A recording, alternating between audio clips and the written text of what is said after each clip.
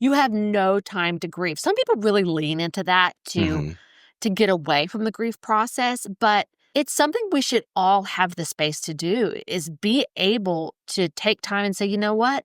This is awful. I miss my loved one. I want to sit down and cry and remember them and not have to figure out how to cancel the Netflix account and cleaning out the fridge at their house and what to do with all their Hummel figurine collection. Like, it's just overwhelming. This is the Buried in Work podcast, where we share tips and interview experts to help you simplify estate planning and end-of-life tasks. Today, we're talking with Rachel Donnelly. She's the founder of AfterLight, a co-founder of PALS, and she helps people navigate one of the most overwhelming experiences in life. It's the logistical chaos that follows after the death of a loved one, but she does so much more than that. After personally experiencing multiple losses, she realized that there had to be a better way to handle all of those practical and emotional tasks that, quite frankly, we're all too familiar with that pile up after somebody passes. And today she's on a mission, and that mission is to help other people handle their end-of-life logistics so they can have a space to grieve, to heal, to make their lives a little bit easier. Rachel, it's great to see you. Great to see you. Thanks so much for having me, Adam. Are you excited? Yeah, it's going to be a fun conversation. Most people anticipate the emotional pain of grief. Very few people realize just how quickly they'll be buried under the task after losing someone they love. Your story is like my story in a lot of ways, that it grew out of experience. Can we start there? What's the background? What led you to where you are? What are you working on? Yeah, I mean, I think we're not gonna go way back, but I think it's important for me to share a little bit about sort of my upbringing and what I think is funny, that I feel like sometimes my life has been leading up to this.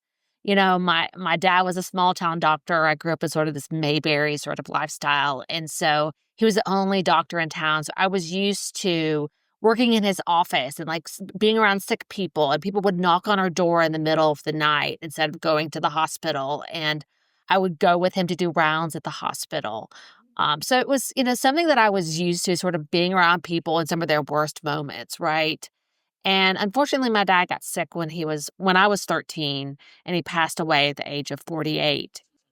I experienced, my mom being a young widow and having to sell my dad's medical practice, right? And like, those are things that you don't think about, right? You think, oh, they've died. Now we've got to clean out their sock drawer and like get rid of, their car. And I was like, how do you sell a business? So those were things that I was introduced to at sort of a young age of their logistics and around putting someone's life to rest after you've put them to rest.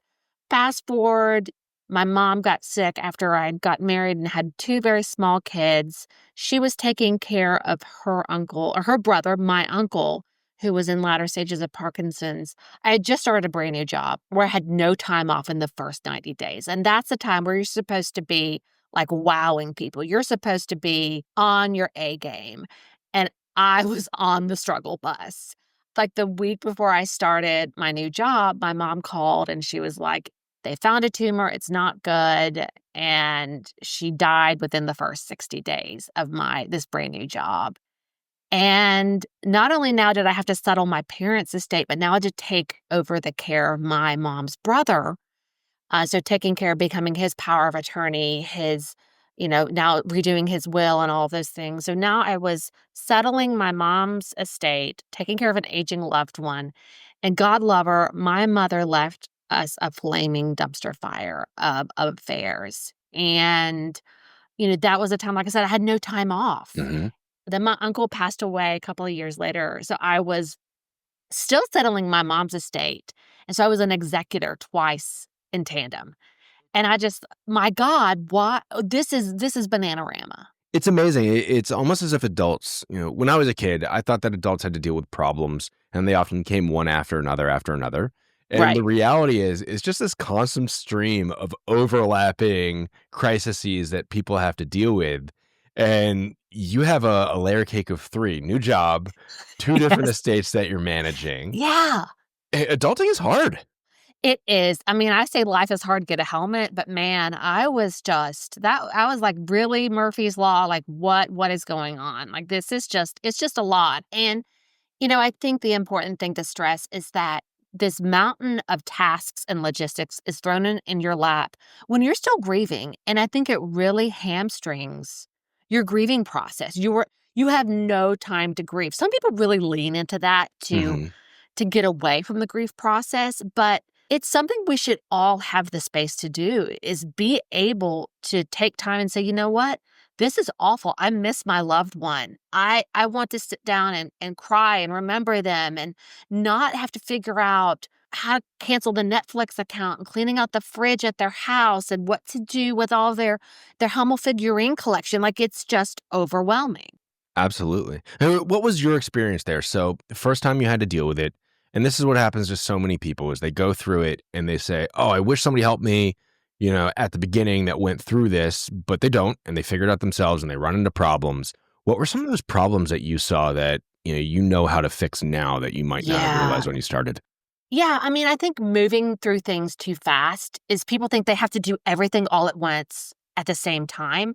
And so there is a sequence and sort of a protocol. There are things that I tell my clients now that, okay, let's deal with this first, let's deal with this next, and then let's kick the can down the road here. But people think, oh, the credit card company's calling me. I've got to pay this bill right now. And, you Hmm. know, pencils down, let's really take the time. And you do have that time afforded to you when you open up an estate of saying, okay, let's collect all the debts, let's collect all the assets, getting rid of things really fast, without really thinking through the process. Sometimes I got into very much just like chuck it in the trash mode. And I didn't care if there was a Van Gogh in there. I really didn't because I had 5 houses to clean out That's too many between. Van Goghs to deal with. I know the I ones know, are it's there. just too many. Yeah. And, not taking the proper time to get organized. I think that is one of the biggest thing. When I work with my clients now, first thing first, let's create a spreadsheet, a Mhm. very simple spreadsheet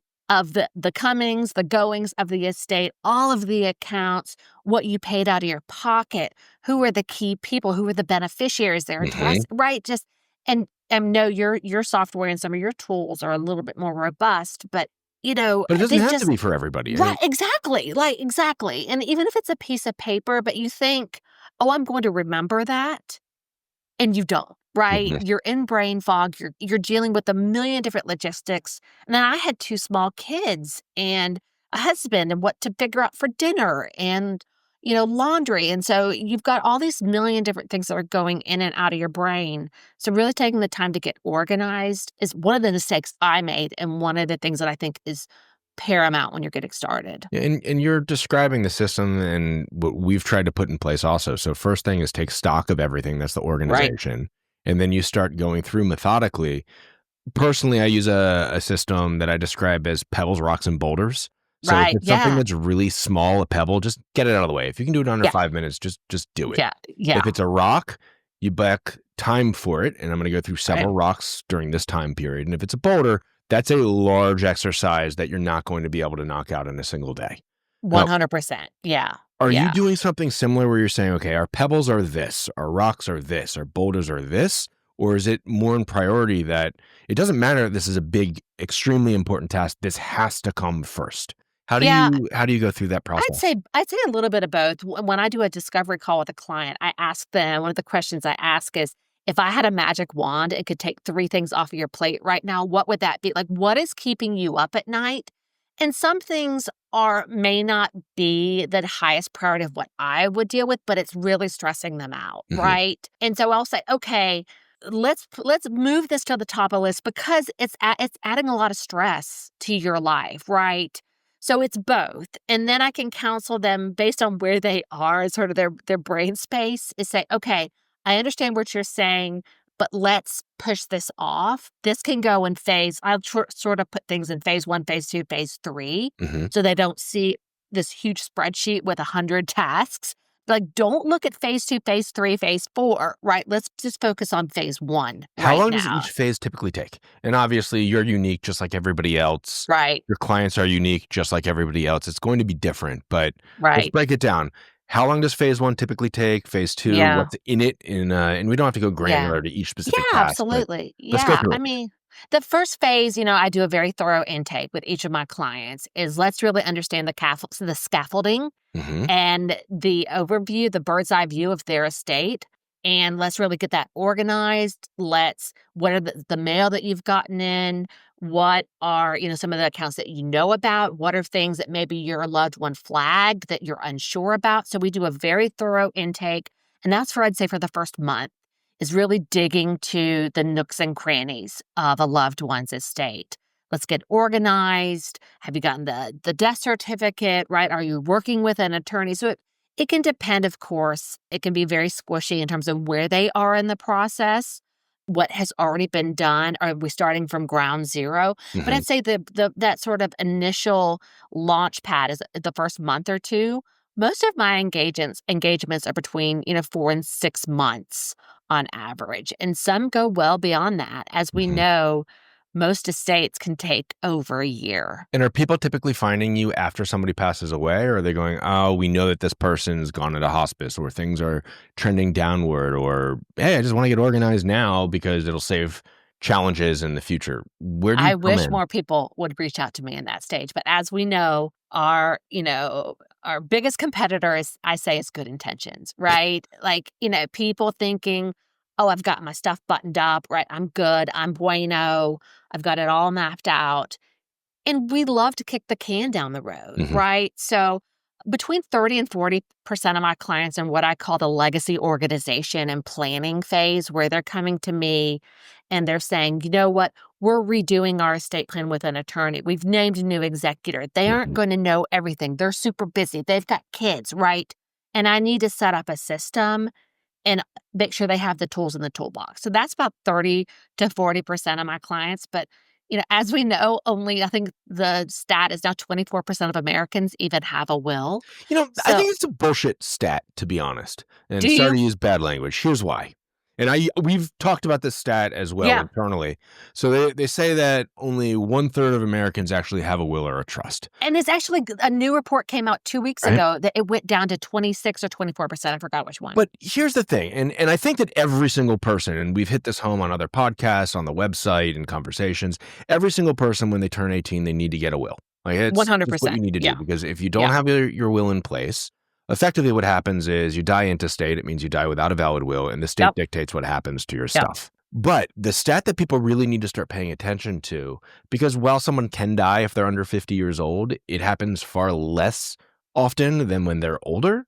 We need Yeah. to start looking at the stats of people over 55, over 65. I 100% agree. Yeah. Yeah. And I mean, I've got two teenagers now, and the moment they both turn 18, we're Mhm. going to get a financial power of attorney, a healthcare power of attorney. Like, we're going to do all of that, Yep. right? But I Yep. think you're right. I think that is important to bifurcate perhaps Yeah. that stat. So, What are we really looking at? so we're pretty much saying that not enough Americans have their affairs in order, Right. whether the stat Right. is 25% or 1/3, don't have a will. It goes up to over 50% when you're above 55 and increases from there.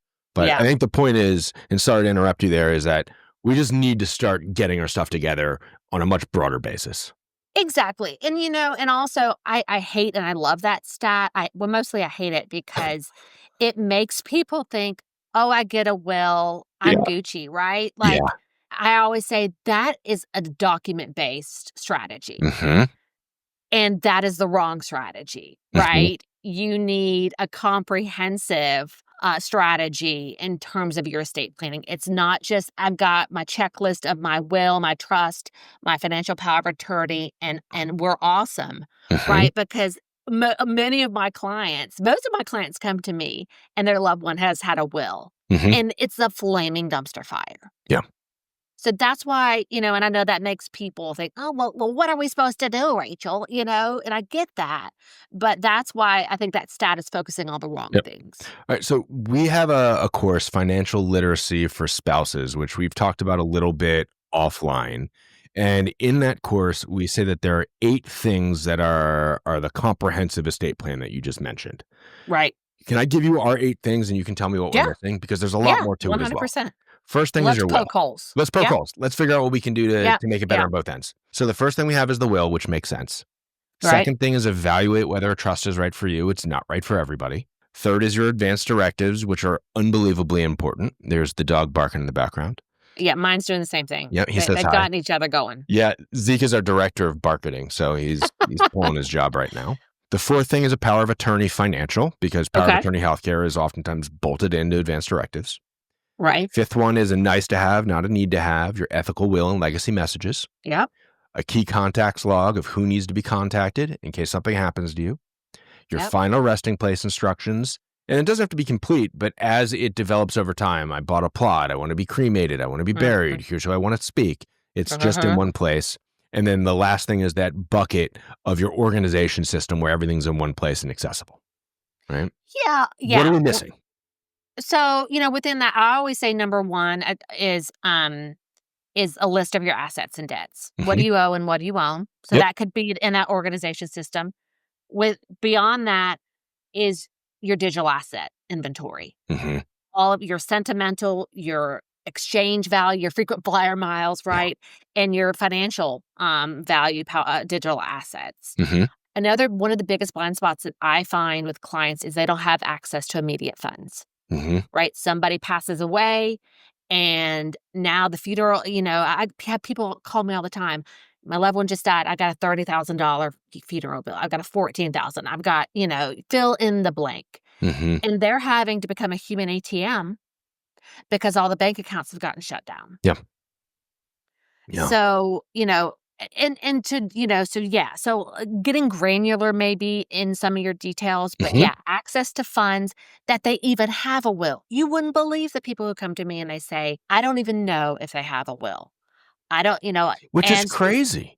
I know it's, do you think you're going to be able to send them a message via a wind phone after you're gone? I mean, no, you will not be able to stand above that. Well, you might be. I don't know. We don't know. But And even if you don't have a will, you should let your family members know that you don't have one so they don't go on a scavenger hunt trying to find it. And then when you end up getting a will, if you do, hopefully you do, you update them again. Your estate plan is built today for tomorrow and evolves with you over time. And I think that people are just embarrassed and they don't want to admit, oh, I haven't done something. And their And I family's going to get judge that, them. and fine, right? Like, cool. You don't have a will, great.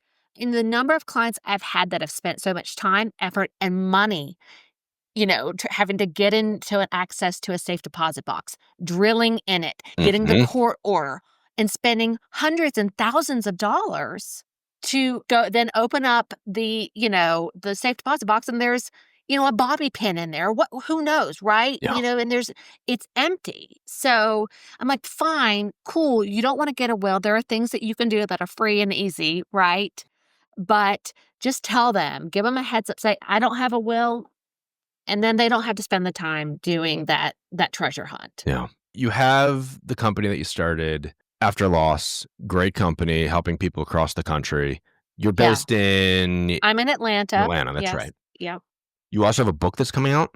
I do, yeah. And so it talks about everything that, we've just talked about. So I've had this book swirling in my head for years. And finally, one of my best friends just said, will you stop talking about it already and write it? And, you're a master taskmaster, but it's hard when you're running a business and you're doing all the things to find the time to write. But going back to the list that you just identified, I keep seeing the same blind spots, the same gaps in people's estate plan over and over and over again. And I thought, Houston, we've got a problem if people we're having the same issue. So I wanted to sort of write an estate planning book in reverse. I wanted to share the stories of not only my experiences with death and the mess my loved ones left me, but then pepper in stories of my client engagements to give people ideas of what are the things that your people are forgetting to do. Sometimes they don't even know that they need to do that. Right? I've had attorneys who were my clients who said, oh, I thought when somebody died, you could just tippity-tappity in their social security number and find out all of their assets and debts. I had no idea that it was such a treasure hunt. I hope that these are not estate planning attorneys. They are because not. They are okay, not. good. Thank goodness. Yes. Yes. But they're like, you know what? I'm an attorney. I'm going to be able to handle this, right? Like Yeah, I'm good. But they don't understand the maze that is presented in front of you for you to just search and find things. So mhm, yeah, my book, sorry, going back to it, my book is called Late to Your Own Funeral: mhm. How to Leave a Legacy and Not a Logjam. And it's basically targeted to Gen Xers, millennials, and more, to sort of give them a humorous, I like to say, put the fun in funeral, Yeah, a way to destigmatize and better explain what is estate planning, what is legacy organization, in a way that doesn't make them want to stick a rusted spoon through their eye, right? Like most books are so boring and just make people fall asleep. I wanted to do something totally different. I love it. And I thought maybe if I take a different angle, maybe people will take note. We have one of our information hubs that is Adulting 101, estate planning for millennials. So estate planning tips for millennials. Yeah. And when your book comes out, shoot us a note. We should get this included in that information hub because it really it ties in. Like we open that up with estate planning is the ultimate get your shit together exercise. It's about Yeah. organizing your finances, your Yeah. healthcare wishes, your digital life. Yeah. It doesn't need to be complicated. A lot of people don't know what estate planning actually means, and it sounds like your Absolutely. book is going to fit into this really well. Well, and I really tried to, like I said, boil it down into Mhm. manageable chunks where people can understand it, and it's not full of legalese that people don't understand, right? Yeah. And I tried to give actionable steps. I even have a whole section in there that if you're like, this is too expensive for me, I'm not going to spend the time, then here are free things that you Yep. can do right now that don't cost a dime, Love it. except for your time Mhm. to maybe set up your loved ones with better success. And that's the thing. Um, We need to lead with generosity. We need to get people to start thinking about this. And as your estate plan gets more complicated, as your specific circumstances warrant, then you start, working into the higher level services that can help you save time, stress, money, and prepare. Yeah, 100%. Yeah. And, I think this is the ultimate buzzkill, when you are thinking about your own estate planning. I understand, like me thinking about my own mortality, it is depressing, right? So I get it. But us not talking about it is not going to make it I think any. it's fun. I mean, think about it this way. You get to write a will, you get to set up Yeah, trusts, and yeah, effectively, when you're not even alive, you get to tell people what to do. That's kind of neat. yeah. What 100%? Yeah, well, I know Have exactly. fun with it. Let's put the fun in funeral, like I said. I But, love it. I've had so many Gen Xers and millennials come to me. Yeah. My baby boomer parents won't even talk to me. They won't Hmm. entertain the discussion. They shut down. They cry. Yeah. And so this is for baby boomers. This is for everybody. But I really position this book, and from my experience as a sandwich generation, someone who has seen this on both sides, right? And to give people some more tools in the toolbox in an entertaining way. I mean, it's Uh, absolutely perfect. All right. So, legacy planning, after loss consulting, the book's coming out. If people want to find you, if they want to get in contact with your company, My AfterLight, it's myafterlight.com. Is that right? that is correct. Yeah, myafterlight.com. If you want to learn about that book, it's latetoyourownfuneral.com. All right. So, Rachel, one last question for you. yeah. What's something that I should have asked you today that I didn't? Oh gosh, why do you do this to I me? know it's a hard one. I like closing with difficult questions. Um, let's see. Oh wow, I hope you're gonna be able to edit this No, we're out. not. Somebody asked us that last episode too, and no edits. Put you on the spot. Oh gosh, okay. What's something you would never know about me? What's something we would never know about you, Rachel? I used to do tours of the cadaver lab at Emory School of Medicine where I worked. So, like I said, my whole life has been leading up to this job of working in the death care space, that because I used to be around dead bodies all the time. All right. So, Rachel Donnelly knows where the bodies are buried, knows where they are at the local medical school. yeah. MyAfterLight.com, local book coming out or great book coming out. Rachel, we appreciate having you on today. Thank you so much, Adam. Thanks for listening to another episode of the Buried in Work podcast. Remember, you can save 10% on our estate preparation package and games with code podcast10 at buriedinwork.com.